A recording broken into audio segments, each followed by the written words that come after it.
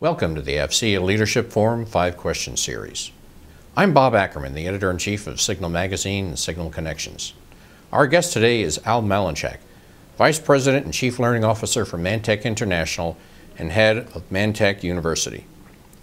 Al has more than 3 decades of experience in leadership, management, administrative, and investigative work with organizations as diverse as ManTech, the FBI, and several academic institutions.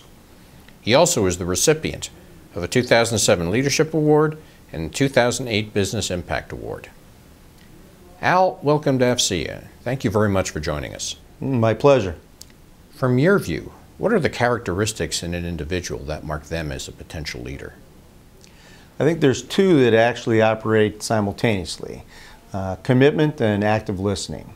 Commitment is the opportunity for individuals, particularly people that are in a leadership capacity, to show their enthusiasm and motivation, dedication, their drive, what makes them get up every day and go to work. Commitment is very important. It's important to me, and I hope it's important to other people as well. The old story of what did you have for breakfast? Bacon or ham and eggs and milk. Chicken, the cow, and the pig are all involved in that breakfast. But the most committed of those is the pig. The other ones are just involved. Commitment is very important. And active listening plays as equally an important role. Active listening is the opportunity to pay attention to the person you're talking to, for you and I to look at each other in the eye. If you have the courage, or there's an issue or a problem that you want to come in and talk to me about, and I'm typing at the computer, or I'm on a cell phone, or I constantly interrupted while you're trying to get your message across to me, that's an issue. I need to turn away from anything I'm doing, pay attention to you, maybe recap it every now and then, find out what it is that you're worried about or concerned about, and from there promise you and make a commitment to that, to engage and find the answer for you. So commitment and active listening, two of the most important attributes. What then is the most important skill for a leader? The first would be to recognize the personal and professional attributes of those that are around you and watch and see whether or not they lead by example, whether or not they exemplify the behavior that other people are following. For example, are they making the right choices? Are they embracing change? Are they committed to action? Are they confident in what they do?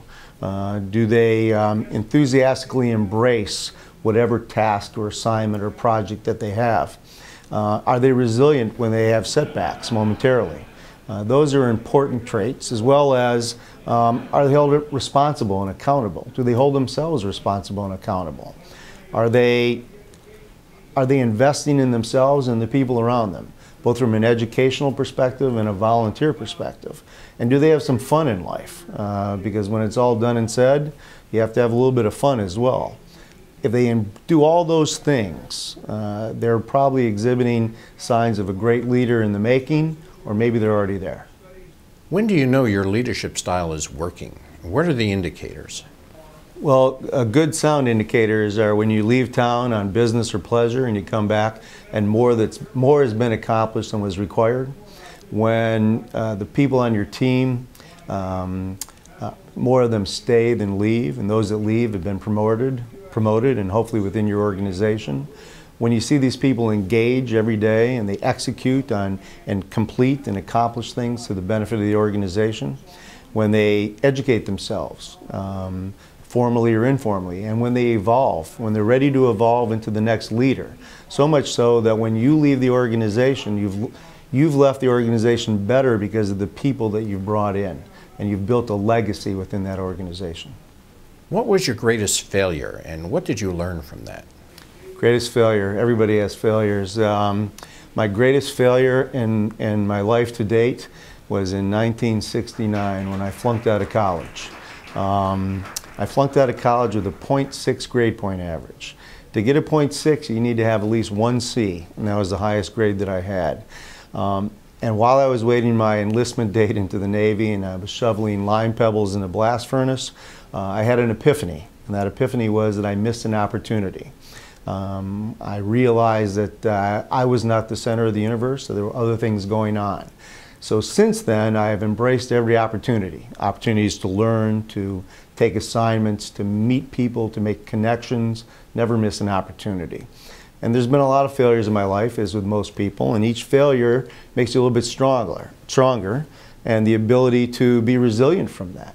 And so much so that I've kind of lived by two phrases in my life since then. One is to plan my life as if I'll live forever and live my life as if I'll die tomorrow. And the other one is to don't take life so seriously, kind of enjoy the ride and see where it takes you. With that, who are your heroes?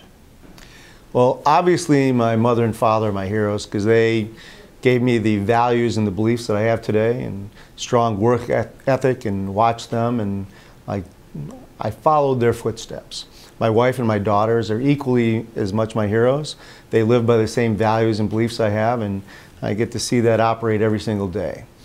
And especially the people that give back, people that volunteer, people that engage in public service, and especially the military. Those are my true heroes. For example, George Bud Day. He's a retired major in the Air Force. He flew jets in Vietnam. He was shot down. He was a POW for 5 years, and he's a Medal of Honor recipient. I had the chance to meet George, and he was a great guy, and I've gotten to know him over the years. He exemplifies what a hero should be. Quiet.